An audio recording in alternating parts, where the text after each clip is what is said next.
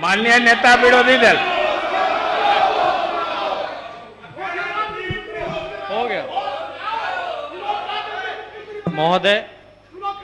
आपके नेता बोल रहे हैं। मैं सदन में लाए गए विश्वास मत के विरोध में खड़ा हूं। मैं विरोध में इसलिए खड़ा हूं महोदय क्योंकि 2015 का जो मैंडेट मिला था, जिन गरीब गुरबाओं ने, पिछड़े वर्ग, अति पिछड़े वर्ग, दलित वर्ग, महादलित वर्ग, अल्पसंख्यक वर्ग, प्रगतिशील वर्ग ने जो जनादेश देने का काम किया था, वो जनादेश महागठबंधन को देने का काम किया था और भाजपा के खिलाफ मैंडेट था। मेरा मानना है कि आज भाजपा के साथ मिलकर के जो सरकार बनाया गया, ये लोकतंत्र की हत्या है और बिहार के तमाम जनता के साथ ये धोखा हुआ है महोदय। इसलिए हमारा कर्तव्य बनता है कि ये जो छल कपट और नकारात्मक राजनीति जो हुई है, जोड़ तोड़ की बात जो चली है, मेरा ये स्पष्ट मानना, मेरा ही नहीं बल्कि पूरे देश का मानना है कि ये पहले से ही प्री प्लान था। मैं कुछ पीछे जाकर के पहले की बातें मैं बताना चाहूंगा और मैं सदन के नेता के तरफ से जवाब की अपेक्षा करूंगा कि पूरा देश और बिहार की जनता इन सवालों का जवाब मांग रही है।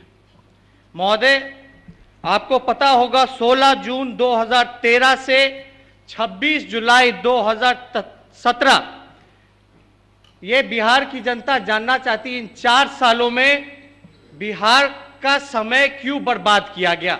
जब पहले ही भाजपा के साथ थे तो 4 साल में 4 सरकारें बनाए गए महोदय, और सरकार बनाने के बाद जो समय जो व्यर्थ किया गया, किस प्रकार से बार बार सरकार बनती है, बिगड़ती है, अधिकारी को समय नहीं मिल पाता, कंफ्यूज रहते हैं। तो ये जो 4 साल जो बिहार का विकास का जो नुकसान हुआ है, ये बिहार की जनता इसका जवाब मांगना चाहती है कि 4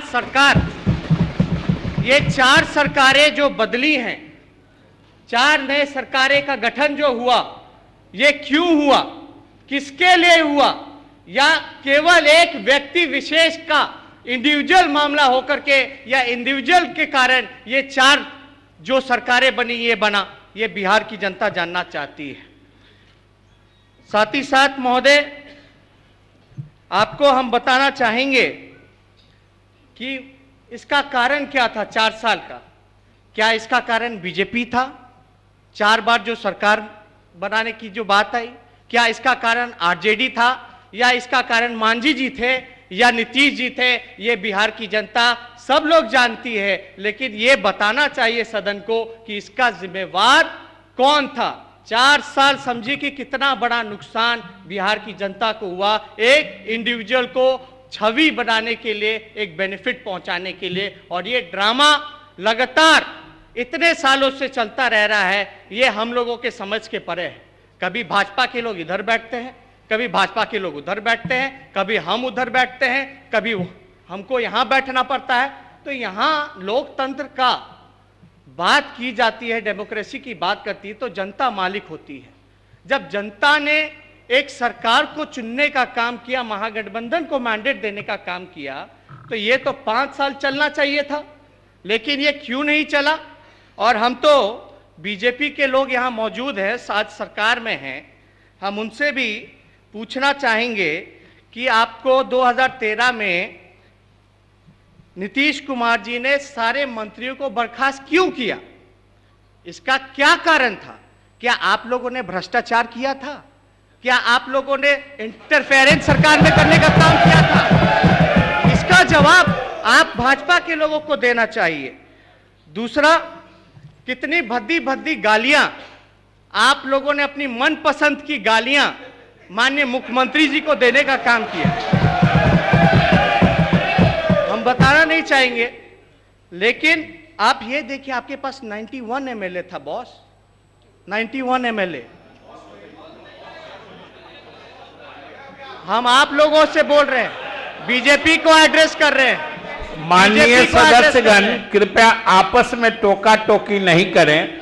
और जैसे अभी नेता विरोधी दल बोल रहे हैं और सब लोग सुन रहे हैं, उसी तरीके से जब कोई भी माननीय सदस्य बोलेंगे, सारा सदन इसी शांति से उसकी सबकी बात सुनेगा। मैं कहना चाहता हूं कि आपके पास, जब भाजपा के पास उस समय 91 एमएलए थे, तब जिस तरह से दूध में मक्खी हो जाता है, उस तरह से मक्खी को निकाल दिया गया, वैसे आप लोगों को निकाला गया। क्यों? और हमारे पास तो 80 विधायक थे, फिर भी नीतीश कुमार जी ने हिम्मत नहीं जताई कि हमको बर्खास्त कर सके, राजद के लोगों को बर्खास्त कर सके, क्योंकि वो जानते हैं कि हम लोग स्वाभिमानी लोग हैं, आप लोग सत्ता के लालची लोग हैं, भाजपा के लोग। ये जवाब आप लोगों को भी फील्ड में जाकर के देना पड़ेगा। और सारी बातें विस्तार रूप से हम प्रकट करना चाहेंगे सदन में, लेकिन इतना हम जरूर कहना चाहेंगे कि हमारे जो 20 महीने थे सरकार में, वो 29 महीने से काफी बेहतर था। 29 महीने का मतलब, जब नीतीश जी सरकार में थे, ये 16 जून 2013 से 20 नवंबर 2015, यानी 29 महीने इनके, और 20 महीने जब हम थे। हम कहना चाहते हैं कि हमारा जब सरकार था तो सब कुछ अच्छा था, और इनके 29 महीने में किस तरह से सारी चीजें हुई हैं वो सबको पता है। लेकिन महोदय, ये हारने से ही नहीं, बल्कि उनका राजनीतिक वजूद खत्म होने से, नीतीश जी का जो हारने से ही नहीं हम लोगों ने बचाने का काम किया आरजेडी और कांग्रेस ने, इनका राजनीतिक वजूद भी आरजेडी और कांग्रेस ने बचाने का काम किया था महोदय। ये हम कहना चाहते हैं। हम ये कहना चाहते हैं कि जहां तक छवि की बात है, जहां तक विकास पुरुष की बात है, तो जब जब ये विकास पुरुष अकेले चुनाव लड़े, और ये पूरा देश जानता है कि नीतीश जी का कितना बड़ा आधार है बिहार की राजनीति में। आपको कुछ आंकड़ा हम गिनाना चाहेंगे। नीतीश कुमार जी जब अकेले लड़े 1995 में, तब झारखंड और बिहार एक था, 324 सीटें हुआ करती थी, लेकिन मात्र केवल 7 सीट पे ये सिमट करके आ गए। और ज्यादा दूर नहीं जाना है, 2014 के इलेक्शन में महोदय, 2014 के इलेक्शन में, लोकसभा के चुनाव में, जब ये जदयू अकेले लड़ा था, तो केवल मात्र 2 सीट पे ही सिमट के रह गए। शायद ये इनके छवि का ही असर है, इनके जो काम का ही शायद असर है। जो बिहार की जनता, जब जब नीतीश कुमार जी अकेले लड़ते हैं तो इक्का दुक्का सीट पे ही सिमट के रह जाते हैं। इनको कहीं ना कहीं या तो भाजपा के तरफ या तो आरजेडी की तरफ आना पड़ता है। तो कौन सी सिद्धांत, कौन सा विचारधारा, कौन सी नैतिकता, ये बिहार की जनता जानना चाहती है नीतीश कुमार जी से और मुख्यमंत्री जी से। ये कौन सा विचारधारा है महोदय? जो आरोप हम पे लगे, हमारे परिवार पे लगे, ये 4 महीने 5 महीने से सुशील मोदी जी बैठे हैं, ये लगातार आरोप लगाते रहे। जब आरोप लगा तो जदयू के लोग खामोश क्यों थे? उस समय जीरो टॉलरेंस की नीति नहीं थी। सुशील मोदी जी के कहने के अनुसार तो वो कहते थे कि बड़ा उनके पास सबूत है। तब जदयू के प्रवक्ता कुछ दिन पहले तक अमरूद खाते रहे, चुप्पी साधी रखी, क्यों नहीं तब कोई कुछ बोला। और ये आरोप एक राजनीतिक षड्यंत्र के हिसाब से, पॉलिटिकल वेंडेटा के हिसाब से, एकमात्र एक्सक्यूज कि नीतीश जी भाजपा में क्यों कैसे जाएं, इसका एक्सक्यूज ढूंढने के लिए ये सुनियोजित ढंग से पहले से ही ये कार्यक्रम इन लोगों का चल रहा था। मिली भगत थी कि किस प्रकार से महागठबंधन छोड़े और भाजपा में जाने का काम करें। पूरी तरीके से प्लानिंग की गई महोदय। और इस प्लानिंग में जो परसों रात जिस तरह से बातें हुई, तुरंत हड़बड़ में जिस प्रकार से माननीय मुख्यमंत्री जी ने रिजाइन दिया, इसका हमको बहुत दुख है। हमको इसका इसलिए दुख है कि जो महागठबंधन के जो कार्यक्रम चल रहे थे और 2 साल इनके अंतर्गत हमने काम किया, और सच बताएं तो हमारा कभी भी मुख्यमंत्री जी पे या आरजेडी का या हमारे नेता लालू जी का कभी भी कोई ऐसा दबाव नहीं रहा। हमने पूरे विश्वास के साथ इनको मुख्यमंत्री बनाने का काम किया, सिंगल लार्जेस्ट पार्टी होने के बावजूद भी। और मुख्यमंत्री जी हमको हमेशा कहा करते थे, अशोक चौधरी जी भी को भी कहा करते थे कि अब आप ही लोग भविष्य हैं, आप लोगों को लड़ना है। लेकिन लड़ना किससे है? किससे ये कहते थे? इनका मतलब क्या था? संघियों से, भाजपा से। और ये भी बोलते थे कि ये लोग बहुत बड़े साजिश करता है, इन लोगों से आप लोग बच के रहिएगा और देश को भी बचाने का काम कीजिएगा आगे। हम लोगों को तो उम्र खत्म हो गया, राजनीति समाप्त हो गया, अब आप ही लोगों को देखना है। तब क्या आज क्या बात आ गई? आज क्या बात है कि देखिए सुशील मोदी जी हंस रहे। आपको शर्म नहीं आया सुशील मोदी जी कि आप सत्ता में आ गए? आपको अपमानित महसूस नहीं हुआ? आपको अपमानित महसूस नहीं हुआ?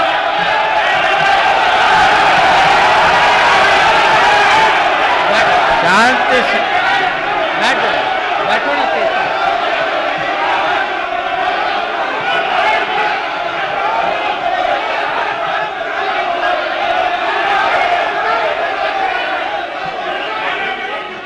अच्छा ठीक है, बैठ जाइए।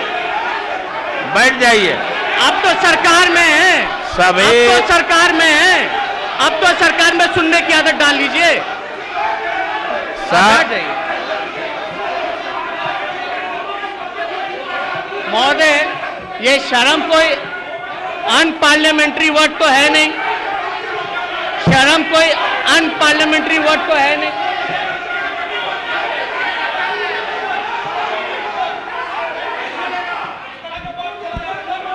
माननीय सदस्यगण, अब बीजेपी के साथ सरकार अरे आप चली अपनी गई, जगह पे बैठिए ना। विरोधियों को यहाँ भी नहीं बोलने दिया जाएगा। अब बैठिए। बैठ जाइए। माननीय नेता प्रतिपक्ष, आप तो अच्छा बोल रहे थे, उत्तेजक शब्दों का इस्तेमाल नहीं करिए। उसको अनपार्लियामेंट्री वर्ड नहीं है महोदय, क्यों हटाया जाए? चलिए, अनपार्लियामेंट्री। अरे आप बैठिए ना, आप बैठिए। सच सुनने की हिम्मत नहीं है, सच सुनने की हिम्मत नहीं, रख लीजिए। आपको समय मिलेगा बोलिएगा, आपका समय अलॉट है, आप बोलेंगे, आपके नेता बोलेंगे, बोलने दीजिए।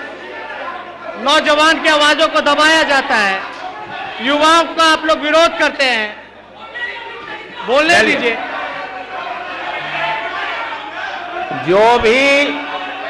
जो भी असंसदीय शब्द का उपयोग होगा उसे सदन की कार्रवाई से निकाल दिया जाए। हम लोग इसका इस्तेमाल भी उपयोग भी नहीं करेंगे। आप अपनी बात जारी रखिए। महोदय, अरे बैठिए ना, बैठिए। लगातार एलिगेशन रहते रहे। अब तक मेरा ये कहने का मतलब रहा कि ये सुनियोजित ढंग से पहले से ही इनकी बातचीत तय थी। इनको तेजस्वी एक बहाना था, इनको बीजेपी में जाना था, इसलिए ये सारा ढकोसला किया गया। और मुझे दुख होता है कि एक 28 साल का नौजवान, एक उप मुख्यमंत्री, और बिहार में जिसकी सबसे ज़्यादा आबादी है युवाओं की 60%, आज जब युवा डिसीजन मेकिंग में, पॉलिसी मेकिंग में बैठता है तो किस किस प्रकार से नेगेटिव राजनीति हो रहा है। 28 साल की उम्र में हम हर चीज देख रहे हैं, झूठा मुकदमा भी झेल रहे हैं 28 साल की उम्र में। लेकिन 28 साल की उम्र में ये जितने झूठे मुकदमे, जितना अन्याय। अरे आप सब लोग बैठिए।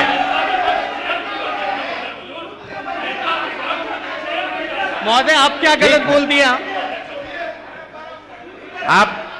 आप तेजस्वी जी, हम कहना चाहते हैं कि 28 साल की उम्र में क्या क्या हमको नहीं देखना पड़ रहा है, और इतने कम उम्र में शायद ही कोई व्यक्ति अपने राजनीतिक करियर में ये शुरुआत के दौर में ये सारी चीजें झेल रहा हो।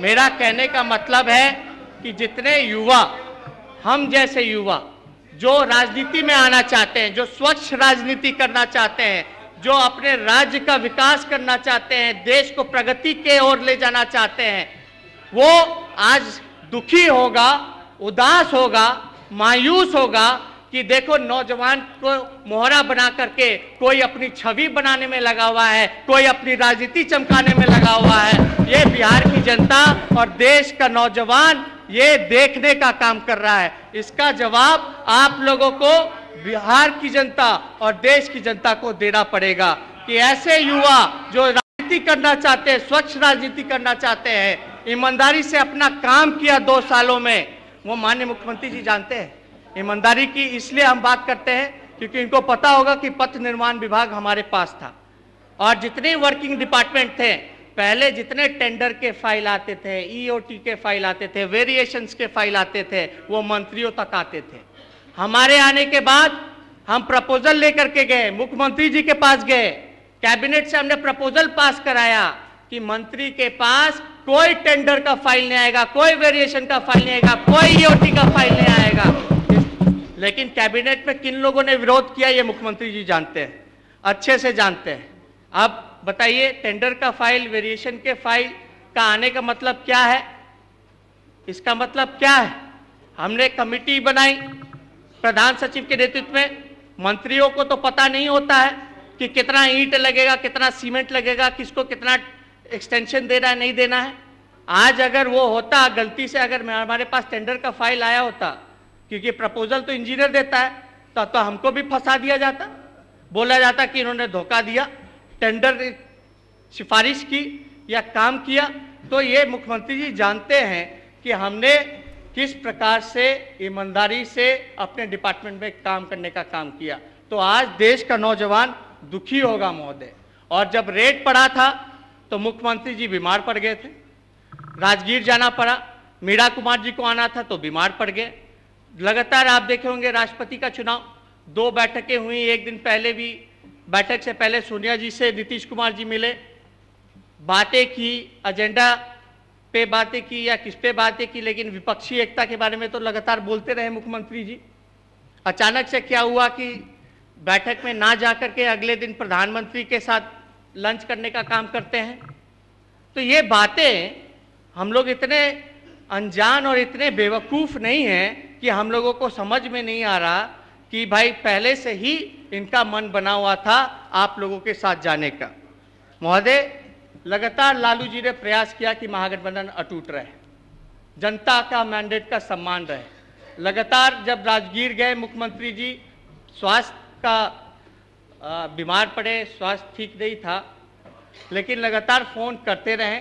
ये बताया गया कि शायद बीमार हैं, बात नहीं हो सकती है, लेकिन एक बार भी मुख्यमंत्री जी का फ़ोन नहीं आया या एक बार भी इस विषय पे हमसे नहीं बात की गई कि आप इस्तीफा दीजिए।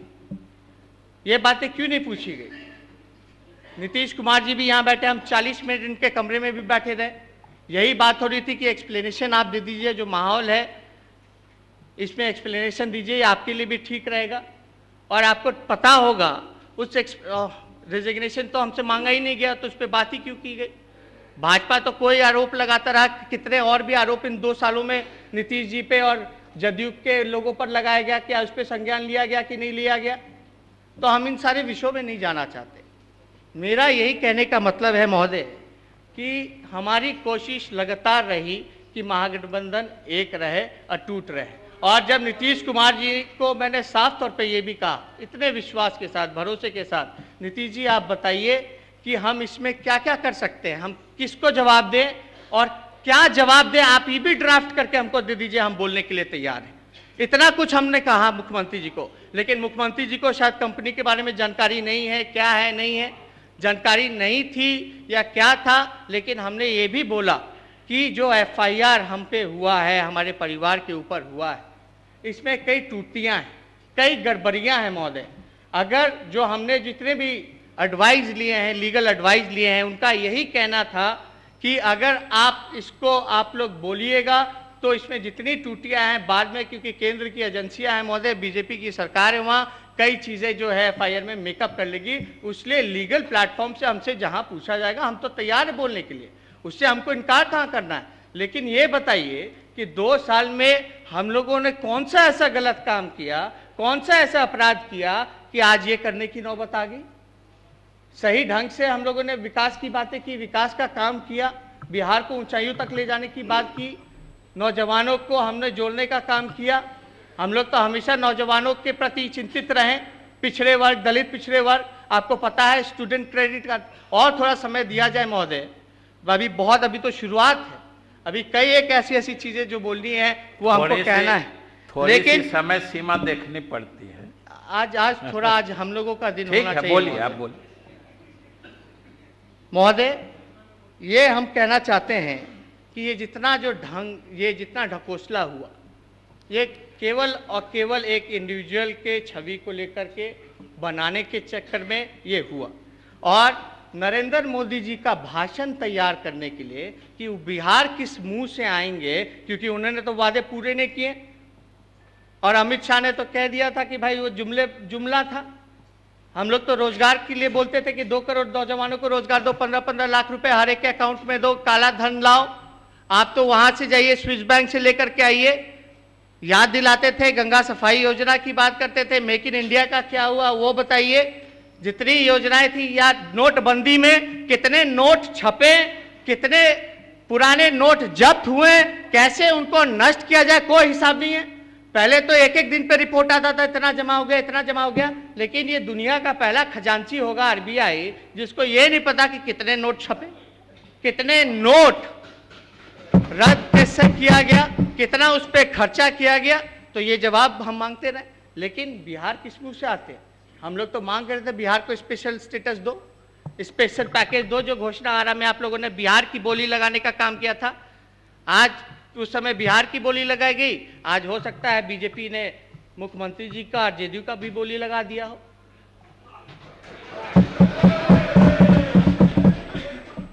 महोदय, अमित शाह जी ने कहा, अमित शाह जी ने ये कहा, अमित शाह, आप बैठिए भाई, अमित शाह जी ने ये कहा, ये ऑन रिकॉर्ड स्टेटमेंट है कि हिंदुस्तान का कोई ऐसा राज्य नहीं रहेगा जहां बीजेपी का मुख्यमंत्री नहीं होगा।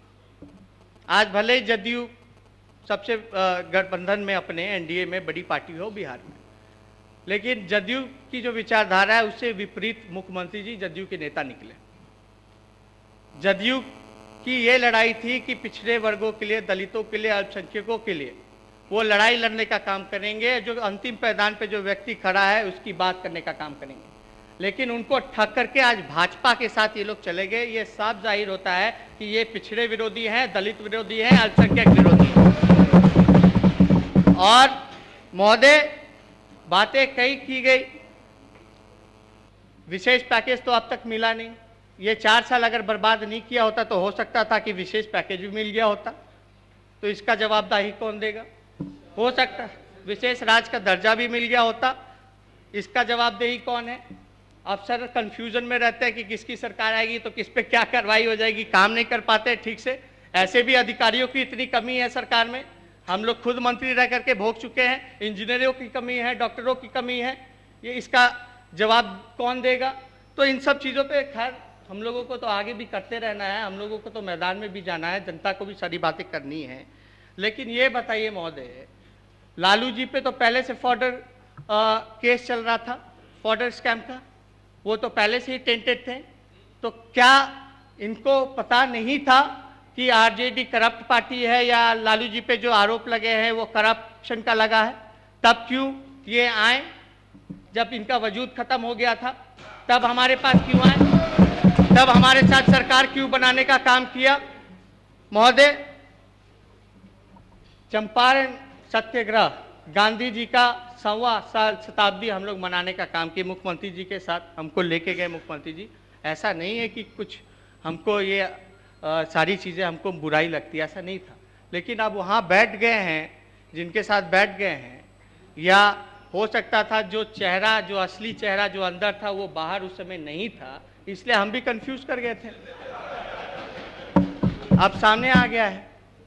लेकिन ये बताइए, बापू के हत्यारों के साथ जिन्होंने चंपारण की बात की, सत्याग्रह बनाने की बात की, गांधीवादियों को बुला करके यहाँ ज्ञान भवन में हम लोगों ने इतना बड़ा आयोजन किया, क्या क्या बातें आपने मुख्यमंत्री जी उस समय कहा था। आज क्या परिस्थिति बनी कि आज एक तरफ गांधी के हत्यारे के साथ आप गले मिलने का काम किए हैं। आपकी दोहरी नीति है। ये कौन सा विचारधारा, कौन सी सिद्धांत, ये कौन सा विचारधारा, कौन सा सिद्धांत।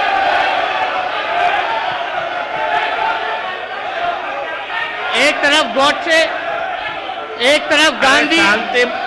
शांति।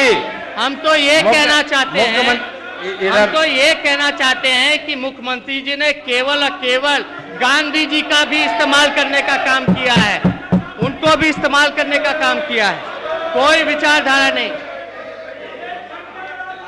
महोदय, संघ मुक्त भारत की बात बोलने दीजिए, पूरी बातों को रखने दीजिए। आज संघ मुक्त भारत की बात। भाई वीरेंद्र लाले जी, अरे बैठिए, बैठिए विजय सिन्हा जी, आप लोग मत बोलिए, उन लोगों को बोलने दीजिए। हम अकेले काफी है, आप लोग बैठे रहिए। हम अकेले काफी है, आप लोग बैठे रहिए। सुनिए, संघ मुक्त भारत, संघ मुक्त भारत किसने कहा, किसने इसका अभियान छेड़ने की बात की। और हम तो मुख्यमंत्री जी के साथ कंधे से कंधे मिलाकर के उनके साथ खड़े थे, उनके पीछे खड़े थे कि जो मुख्यमंत्री जी जो बात कर रहे हैं संघ मुक्त भारत की, उसका साथ हम लोग पूरी तरीके से हम लोग तैयार थे देने के लिए, लड़ने के लिए।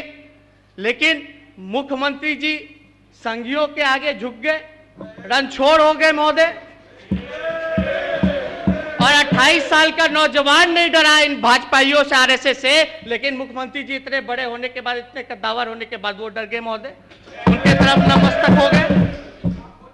ये बताइए, मिट्टी में मिल जाएंगे लेकिन भाजपा में दोबारा नहीं जाएंगे, ये मेरा स्टेटमेंट है। ये किनका स्टेटमेंट है? मिट्टी में मिल जाएंगे, मिट्टी में मिल जाएंगे लेकिन भाजपा में नहीं जाएंगे। कोई विश्वास करेगा अब नीतीश कुमार जी पर? कोई विश्वास करेगा बिहार की जनता, देश की जनता? हे राम से महोदय, हे राम से जय श्री राम में पलटी मार गए। हे राम महात्मा गांधी और जय श्री राम गॉडसे। कौन सी विचारधारा के साथ है महोदय आप बताइए? रेजिग्नेशन का ड्रामा हुआ, रेजिग्नेशन का ड्रामा हुआ, तेजस्वी जी इधर रेजिग्नेशन का ड्रामा हुआ, तुरंत इन्होंने इस्तीफा दिया, जिससे नहीं देना चाहिए था। हमारे नेता लालू जी ने यह भी कहा था, प्रस्ताव भी दिया था कि भाई आप कोई तीसरा नेता चुन लीजिए। तीसरा नेता इसलिए चुन लीजिए महागठबंधन के विधायक दल का बैठक बुलाकर, क्योंकि नीतीश कुमार जी पे भी मुकदमा चल रहा है, 302 का मुकदमा चल रहा है। इन पे अटेम्प्ट टू मर्डर का, आर्म्स एक्ट का सारे मुकदमे चल रहे हैं, कोर्ट में है, लेकिन न्यायालय देगा। और आज तक हमने तो कभी भी एक्सप्लेनेशन देते हुए मुख्यमंत्री जी को नहीं सुना। सुशील मोदी जी पे क्या आरोप नहीं है, क्या एफआईआर नहीं है? 120 का उन पे भी है, मेरे पे भी है। तब उनको मुख्यमंत्री क्यों बनाया गया? क्यों मुख्यमंत्री का शपथ ये लिए? और इतनी हड़बड़ाहट में 5 बजे शपथ लेना था, 5 बजे शपथ लेना था, तो 10 बजे क्यों किया गया? और हम तो गवर्नर साहब से मिले, गवर्नर साहब को बताया कि संविधान के हिसाब से जो स्ट्रेंथ होता है महोदय, वो सिंगल लार्जेस्ट पार्टी को दे करके गवर्नर को बुलाना होता है महोदय, महामहिम राज्यपाल को बुलाना होता है। लेकिन ऐसा नहीं हुआ, हम लोग खुद चल के गए। लेकिन हमें मौका कब दिया गया? जब हमको जाना था गवर्नर हाउस, पहले तो इस्तीफा देकर के आ गए। बीजेपी नरेंद्र मोदी जी ने तुरंत बधाई 5 मिनट के अंदर ही दे दी, ट्वीट कर करके। फिर बीजेपी ने बोला, ऑफर दिया कि भाई अब नीतीश जी तय करे कि जाना है कि नहीं आना है एनडीए में। फिर तुरंत देर बाद मिल जाते हैं, समर्थन दे दिया जाता है, एनडीए का नेता चुन दिया जाता है। आते हैं इतने देर में गवर्नर साहब बीमार हो जाते हैं, अस्पताल चले जाते हैं। आते हैं अस्पताल से तो मुख्यमंत्री जी पहुंच जाते हैं। तो हमें मौका कब मिला? ये तो देश की जनता, बिहार की जनता देख रही है, हमें दावा करने का मौका कहाँ मिला? फिर भी हमने गवर्नर साहब से मिलकर के बोला कि रिव्यू कर लीजिए, जो सिंगल लार्जेस्ट पार्टी आने के हिसाब से वो होगी। अब महागठबंधन तो टूटा नहीं, महागठबंधन तो टूटा नहीं, कोई एक पार्टनर छोड़ के चला जाए, लेकिन कांग्रेस और आरजेडी तो इंटैक्ट था। और हमारे साथ कई ऐसे विधायक भी थे। डीएनए का गाली दिया गया महोदय, बड़ा बड़ा कैंपेन चलाया गया, लोगों ने लिखा, बोर्ड पर पे लिखा, भेजा गया, पीएमओ भेजा गया। ये डीएनए का गाली देने वाले लोग आज कैसे, किस मुंह से भाजपा के साथ वापस चले गए, ये देश की जनता और बिहार की जनता जानना चाहती है महोदय। और आज नीतीश कुमार जी कहते हैं कि जीरो टॉलरेंस ऑन करप्शन होगा महोदय, जीरो टॉलरेंस ऑन करप्शन होगा। आज ये राज्य सरकार में भी है और केंद्र में भी है महोदय। हम पूछना चाहते हैं, क्या नीतीश कुमार जी कोई ऐसा कानून नरेंद्र मोदी जी के साथ मिलकर के बनाना चाहेंगे कि कोई भी संवैधानिक पद पर बैठा हुआ व्यक्ति अगर एफआईआर होता है तो उनको उस पद पे रहने का कोई अधिकार नहीं है? तब मानेंगे कि आप भ्रष्टाचार के खिलाफ है। वो छोड़िए ना, बैठिए। तड़ी पार लोग बता रहे हैं, तड़ी पार तेजस्वी जी, अरे नेता प्रतिपक्ष महोदय, महोदय, महोदय, शराबबंदी, शराबबंदी, क्योंकि हम लोगों ने पूरा समर्थन दिया था, शुरू से ही नीतीश कुमार जी के साथ खड़े थे। और हम नीतीश जी को भी बोला था ये हमारे गुरु समान है और हमारे चाचा थे, हैं और आगे भी रहेंगे। हम व्यक्तिगत तौर पे हम इनका लगातार सम्मान करते रहेंगे, लेकिन राजनीतिक रूप से जिस तरह से सारी चीज़ें हुई, जो इनकी रणनीति रही, जो इनका पॉलिटिक्स करने का जो तरीका रहा, इससे हम दुखी हैं, क्योंकि आज इनके साथ ये बैठे हुए हैं। हम ये जानना चाहते हैं कि शराबबंदी का, पूर्ण शराबबंदी का जो कानून बना था, भाजपा के लोग यहीं बैठे हुए थे, आप महोदय सब साक्षी हैं। तालिबानी कानून, तालिबानी कानून क्या? अरे इधर तेजस्वी जी, इधर ठीक है। आज तालिबानी, आज माननीय नेता प्रतिपक्ष, आप उधर ना फंसें। ठीक है, अब आप ही को देख के बोलेंगे। तालिबानी कानून का क्या होगा? अब बिहार में शराबबंदी तो हो गई है, बीजेपी तो विरोध में थी, लेकिन मुख्यमंत्री जी ने तो प्रधानमंत्री से भी आग्रह किया। जब यहाँ गुरु नानक जी की, जब ये सारा इवेंट चल रहा था, गुरु गोविंद सिंह जी की, तब प्रधानमंत्री जी आए थे। तब मुख्यमंत्री जी ने साफ तौर पे कहा था कि प्रधानमंत्री जी को कि पूरे देश में आप लागू कीजिए, लेकिन प्रधानमंत्री जी उस समय किस प्रकार से कटे हुए सबको पता है, मुख्यमंत्री जी को भी पता है कि किस हिसाब से। लेकिन हम ये जानना चाहते हैं, क्या अब मुख्यमंत्री जी पूरे देश में पूर्ण रूप से शराबबंदी करवाएंगे? अगर नहीं करवा पाए तो क्या इस्तीफा देंगे? ये हम लोग जानना चाहते हैं। और समय सीमा बता दी जाए। अब तो आप उधर भी हैं, इधर भी हैं, पूरा देश आपका है, भगवाकरण करना है, तो अब तो क्यों नहीं करा रहे हैं आप? क्या आपकी जो स्वीट डीलिंग हुई थी, क्या ये भी एक डील का पार्ट बना या नहीं बना?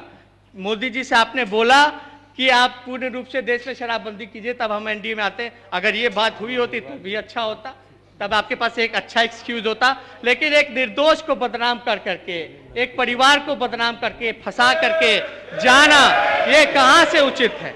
ये सारा कॉन्स्पिरेसी रचा गया हम लोगों को दबाने के लिए, एक्सक्यूज करने के लिए महोदय।